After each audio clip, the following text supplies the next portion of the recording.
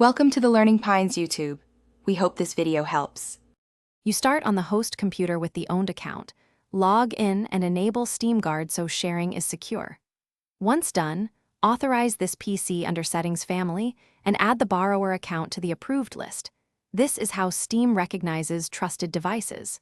Make sure the client is updated to avoid compatibility issues and sign out only after authorization completes. You're creating a trusted host so other machines can request access later. Now move to the receiving computer and sign in with the borrower account. Steam should detect the shared library and prompt a request if needed. If it doesn't, open Steam Settings Family and click on the host device listed to request or confirm access. Remember why this matters.